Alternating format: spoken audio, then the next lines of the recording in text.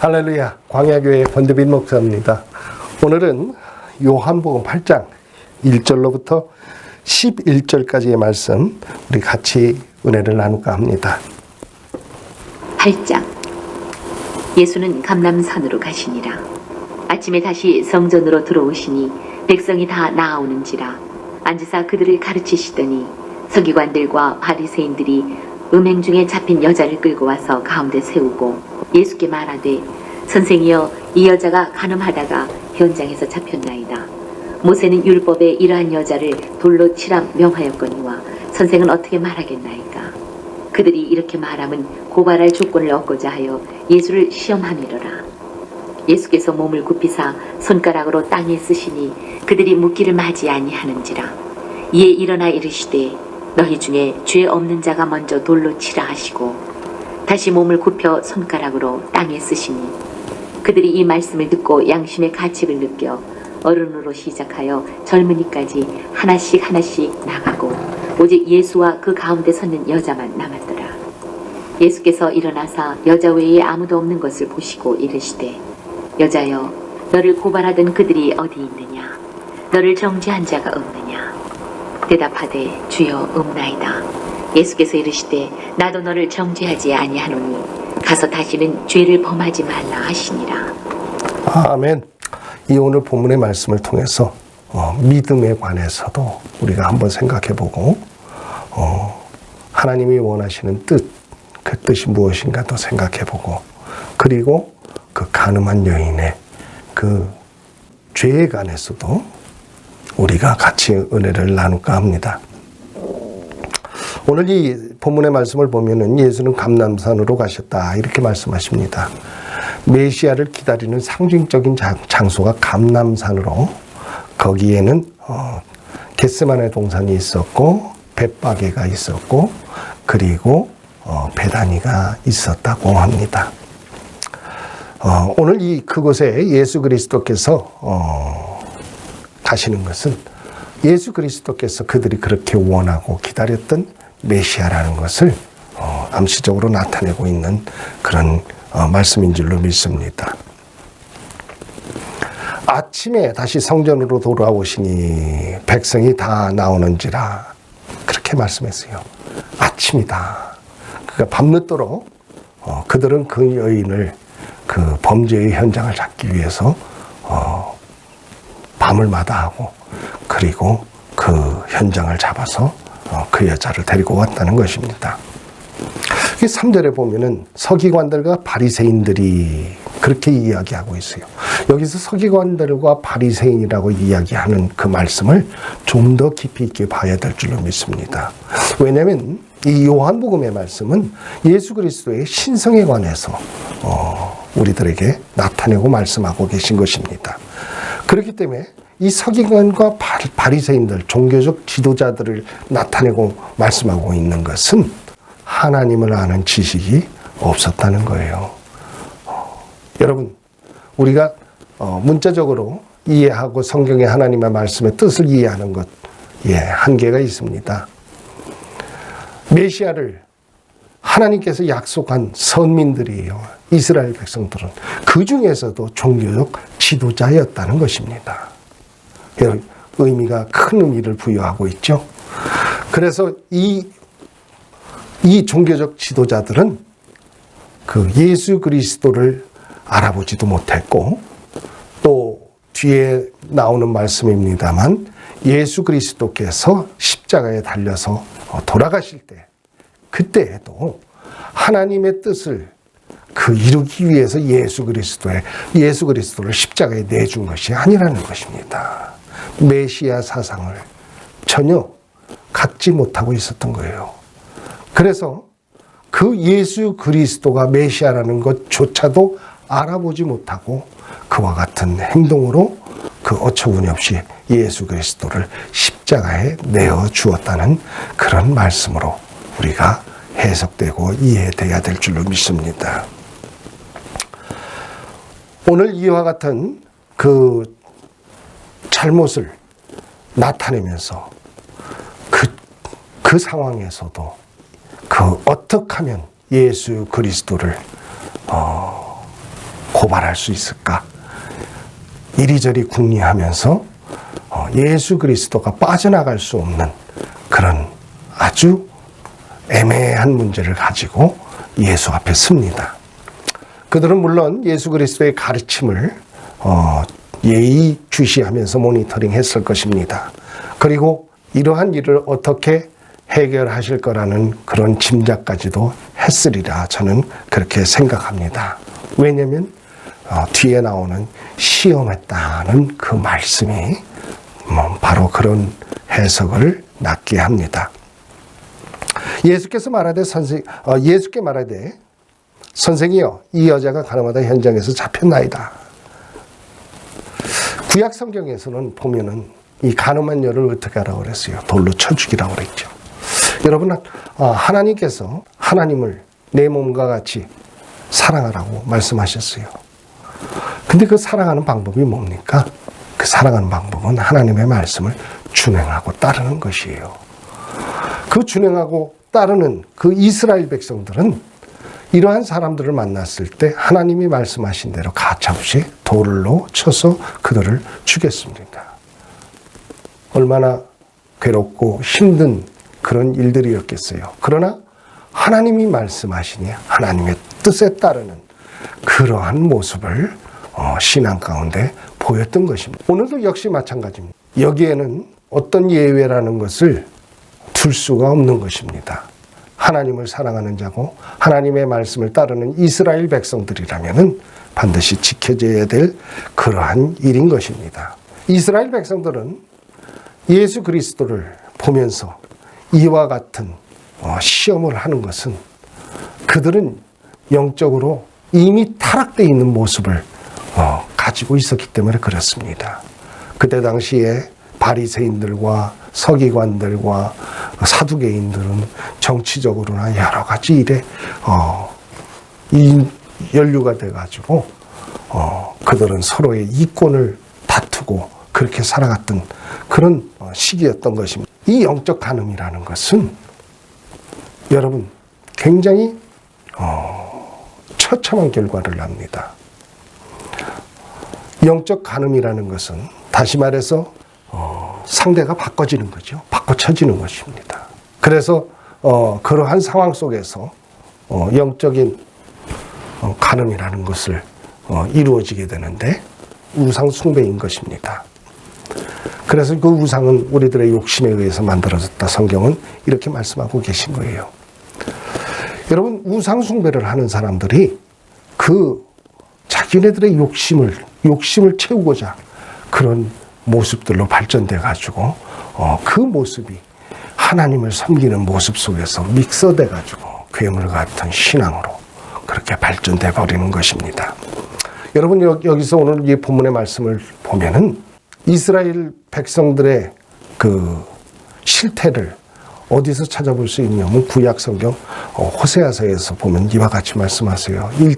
호세아서 1장에 보면은요 뭐라고 말씀하고 계시냐면 호세아서 1장 2절의 말씀 봉독해 드립니다. 여호와께서 처음 호세아에게 말씀하실 때에 여호와께서 호세아에게 이르시되 너는 가서 음란한 여자를 맞이하여 음란한 자식들을 낳으라. 이 나라가 여호와를 떠나 크게 음란함이니라 하시니 그랬어요. 다시 말해서 영적 간음하는 그 간음을 그 호세아에게 명하셔가지고 신랄하게 그들이 볼 수 있고 그들의 행위가 어떤 것인지를 나타내기를 원하셨습니다. 그러면서 호세아서 4장에 가서는 뭐라고 말씀하십니까? 이스라엘 자손들아 여호와의 말씀을 들으라. 여호와께서 이 땅 주민과 논쟁하시나니 이 땅에는 진실도 없고 인애도 없고 하나님을 아는 지식도 없고 오직 저주와 속임과 살인과 도둑질과 간음뿐이요 포악하여 피가 피를 뒤이음이라. 이렇게 말씀하세요. 강도의 소굴로 아주 처절한 그런 완전하게 타락된 모습을 갖다가 그리면서 나타나고 있어요. 우리 주님이 오셨던 그 이스라엘 땅에도 역시 동일한 모습으로 있었습니다. 그런 처참해진 그런 상황 속에 우리 주님이 그 그 땅에 찾으셨을 때 그들은 메시아를 그토록 기다리면서도 메시아를 알아보지 못하는 이런 엄청난 잘못을 범하게 됩니다. 사랑하는 성도 여러분, 육적으로 실수하는 것들은 용서받을 수 있습니다. 그러나 영적으로 실수하는 것은 용서받지 못한다는 것을 우리가 성경을 통해서 볼 수가 있습니다. 오늘 이 현장에서 잡힌 여인은 물론 용서함을 받습니다. 그러나 그 간음을 옹호하기 위해서 주님이 그를 용서한 것은 아니라는 것 또한 우리는 압니다. 그렇다면 여기서 나타내고자 하는 가장 중요한 게 뭡니까? 영적 간음이라는 것을 우리들에게 나타내고 표현하고 있는 것이에요. 여러분, 그래서 이스라엘 백성들의 영적 간음 무엇을 이야기할 수 있습니까? 여러분, 구원은 하나님의 것입니다. 우리가 그 하나님이 작정하실 때 도움을 드렸던 것도, 우리가 거기에 어떤 생각을 더했던 것도 아무것도 없어요. 구원은 완전히 100% 하나님의 것이고 작정하신 것입니다. 그리고 그 일을 하나님께서 스스로 다 이루십니다. 천국은 누구의 것입니까? 하나님의 나라입니다. 하나님의 나라이기 때문에 우리의 생각으로, 우리의 뜻으로는 갈 수가 없는 곳입니다. 하나님 나라에 가기 위해선 하나님의 뜻, 하나님이 원하시는 믿음을 소유해서 가는 것이 가장 올바른 길이라는 것입니다. 사람들은 믿음의 조상 아브라함이 하나님 앞에 택함을 받았을 때 그는 이삭을 주겠다는 그 약속을 오래도록 기다려도 이루어지지 않으니 그들은 자신들의 연로함을 느끼고 종 하가를 들여서 후손을 얻게 됩니다. 그 후손의 이름이 이스마엘이죠. 그럼에도 불구하고 이 이스마엘은 하나님의 뜻 플러스 인간의 생각을 가미시켜서 얻어진 자식이, 그를 얻었을 때 그는 좋다고 기쁨을 얻고 있을 때 우리 주님께서 말씀하십니다. 사라의 몸에서 난 자라야 된다는 것입니다. 하나님께서 분명히 정정하시죠. 여러분, 이삭은 누굽니까? 이삭은 후일의 이스라엘 백성의 구원의 반열에 선 자손입니다. 그 이스라엘은 나중에 무엇을 약속받습니까? 가나안 땅을 약속받아요. 그래서 선민 이스라엘과 구별된 백성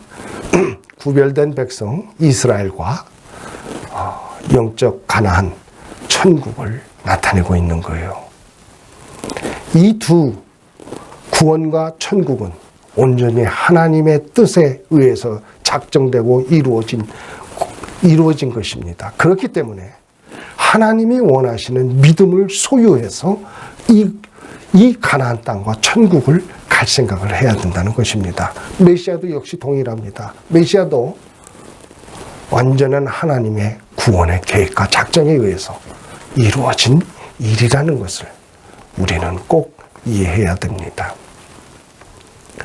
여기에는 어떤 다른 방법이 가미될 수가 없는 거예요. 여러분, 그래서 구원과 천국을 논할 때는 온전히 하나님의 방법을 생각해서 그 믿음을 쫓아가는 것이 옳다는 것입니다. 오늘날 이 땅에 우리도 살아가면서 우리들의 믿음이 있어요. 하나님을 믿고 따르는 그 신앙의 그 모습들이 있습니다. 여러분, 그런데 우리들이 가지고 있는, 우리들이 주님을 생각하는 믿음은 온전치가 않아요. 이 땅의 사탄, 이 세상의 임금 사탄이 우리를 하나님과 연결되게 하는 그러한 모든 일들을 다 회방하기 때문에 우리들의 믿음은 업앤다운 스스로 많이 바뀌는 것을 느낄 수가 있을 거예요. 그렇기 때문에 하늘로부터 오는 변치 않는 그 믿음이 있어야 된다는 것을 성경은 우리들에게 말씀하십니다. 예수 그리스도께서 이 땅에 오셔서 항상 말씀하시고 나타내신 것이 뭡니까? 내 아버지. 그러면서 하늘을 향해서 그 성부를 나타내고 말씀하시는 것을 볼 수가 있어요. 여러분, 무엇을 말씀하십니까? 신령한 것은 다 위로부터 온다는 거예요. 이 땅의 것은 호세아서의 말씀과 같이 강도의 소굴이 되어서 쓸 것이 하나도 없고 온전한 것이 없다는 것입니다. 성경에는 의인은 없다, 하나도 없다, 이와 같이 말씀하고 있는 내용이 다 동일하게 그러한 내용들을 말씀하고 있는 줄로 믿습니다. 그래서 오늘 이 본문의 말씀을 통해서 메시아 사상을 우리는 똑바로 잘 정립하고 알아야 될 줄로 믿습니다. 오늘날 예수 그리스도를 메시아라고 얘기하면서 몇 마디 물어보면은 굉장히 고민에 빠지는 그런 모습들을 볼 수가 있어요. 여러분, 우리가 그 메시아에 대해서 좀 더 알기를 원하고 갈망하는 마음으로 그렇게 살아가야 됩니다. 여러분, 많은 사람들이 예수 그리스도에 대해서 잘못 생각하는 사람들 많아요. 메시아라고 고백을 합니다. 하나님의 아들이라고 고백을 합니다. 그분만이 우리들의 대속자요, 그분만이 우리들을 죄에서 구원할 분이라고 고백합니다. 그러면서 뭐라고 얘기합니까? 그분은 하나님이 아니십니다. 이렇게 얘기해요. 그분은 하나님의 아들이십니다. 이렇게 얘기합니다. 유일하신 하나님을 믿는 사람들이 할 소리가 아니라는 것을 알아야 됩니다. 여러분, 이와 같이 메시아에 대한 사상을 잘못 이해하는 분들이 많아요. 여러분, 이것은 우리 주님이 오실 재림 예수께서 이 땅에 오시기 전에 분명하게 우리는 이해되고 확실한 믿음을 소유해야 된다는 것을 우리들에게 나타내고 말씀하고 있는 것입니다. 여러분, 그렇기 때문에 이 메시아 사상 굉장히 중요합니다. 또 한 가지 중요한 것이 있습니다. 뭐냐면 민수기서 20장에 나오는 말씀인데요. 그때 1세대 이스라엘 백성들이 신광에 이르러서 가데스에 도착했을 때 그들은 물이 없어서 많은 어려움에 쌓여서 원망과 고통스러움을 나타냅니다. 이때 하나님께서 무리바 반석을 쳐서 물을 내셔서 그들을 먹이십니다. 그런데 성경에서 보면 그들과 하나님이 다퉜다, 이렇게 말씀하고 계세요. 그래서 그 하나님께서는 그들이 가나안 땅에 들어가는 것을 허락치 않습니다. 여러분, 여기서 또 하나 조심해야 될 것이 뭡니까? 영적으로 용서받을 수 없는 일. 반석은 누구를 나타내고 있어요? 예수 그리스도입니다. 역시 메시아예요. 그런데 그 예수 그리스도를 두 번 욕보이는 행위. 다시 말해서 모세도 가나안 땅에 들어가지 못하게 하십니다. 그래서 느보산에서 마지막을 최후를 맞이하게 되는데 모세가 가나안 땅에 못 들어간 가장 큰 이유는 율법으로는 천국을 갈 수 없다는 것입니다. 가장 중요한 핵심적인 내용이고, 또 그 성경적으로 봐도 반석을 분냄으로 두 번을 내려치는 것을 볼 수가 있어요. 하나님은 그러한 일을 굉장히 기쁘지 않게 여기십니다. 여러분, 여기서 우리가 알아야 될 것은 물론 그 모세가 예수 그리스도에 대한 잘못된 생각을 가지고 그런 것이 아니죠. 이스라엘 백성들의 그 참담함에 분을 감추지 못했던 거죠. 여러분, 하나님을 믿는 믿음이라는 것은 무엇입니까? 하나님이 하신 모든 일에 관해서 그 하나님이 하신 일을 마음속으로 인정하고 받아들이는 것입니다. 하나님은 그들에게 많은 기적과 이적을 나타내시면서 그들을 인도하셨습니다. 그럼에도 그들은 조금이라도 부족하면 하나님 앞에 거침없이 자신들의 불평과 불만을 호소하고 원망하는 그런 모습으로 살았다는 것을 성경은 우리들에게 말씀하고 있습니다. 결국 그들은 1세대는 가나안 땅에 들어가지 못하는 그런 일을 겪게 된다는 것입니다. 사랑하는 성도 여러분, 오늘날을 우리가 살아가면서 우리는 예수 그리스도에 대해서 어느 정도 이해하고 있습니까? 우리 예수 그리스도를 두 번 욕보이는 그런 행위는 하고 있지는 않습니까? 저는 이번에 이 말씀을 이 앞전에 준비를 다 해놨는데 이 앞전에 준비된 거를 다 없애고 새로 녹음해서 올리는 것입니다. 왜 그랬냐면 저는 이러한 내용을 인터넷을 통해서 봤습니다. 뭐 어떤 내용이었냐면은 모모 교단에서 어떤 목사가 인간의 자유의지를 가르치고 나타내고 있다는 것을 이야기하면서 물러가라 그러면서 막 그런 글들이 올라간 것을 봤습니다. 여러분, 예수 그리스도, 이 교회의 머리신 예수 그리스도입니다. 여러분들께서 생명같이 귀하게 여기시는 그 예수 그리스도의 몸된 교회를 여러분들이 해치면은 안 됩니다. 여러분, 인간은 실수할 수 있습니다. 누구나 실수합니다. 왜 그러냐? 사탄이 이 세상의 임금이기 때문에 하나님께로 가는 우리들을 가만히 놔두지 않지요. 그래서 그들을 항상 곤욕스럽게 만듭니다. 하나님께서는 이 병든 죄된 찌들어버린 강도와 같은 소굴 속에서 인간들을, 하나님의 사람들을 불러내십니다. 어떻게 불러내셨습니까? 전도의 미련한 방법을 통해서 불러내셨어요. 역시 오늘날에도 우리들이 잘못 알고 잘못 이해하고 살아가는 이때에 여러분, 그 잘못을 뉘우칠 수 있는 방법은 교회를 갖다 흔드는 것이 아닙니다. 여러분, 그렇게 하면 안 되는 것이에요. 여러분, 한 사람 한 사람 그들과 같이 올바른 신앙을 찾아서 같이 그 믿음도 하나요, 온전케 하시는 주 예수 그리스도 안에서 하나를 이루는 그런 모습으로 우리가 겸손하게 다가서야 될 줄로 믿습니다.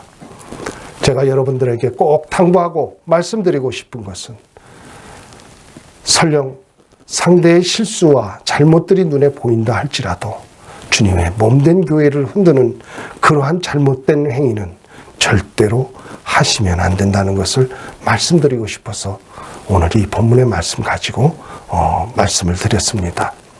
사랑하는 성도 여러분, 우리는 전도의 미련한 방법을 통해서 내가 알고 있는 우리 주 예수 그리스도 메시아를 잘 설명하고 또 서로 이해될 수 있게 서로를 도와서 힘을 합쳐서 우리 주님이 작정하시고 주시기로 약속하신 천국에서 영생을 누리면서 사랑하는 부활의 성도가 되길 주님의 이름으로 축원드립니다. 할렐루야, 감사합니다.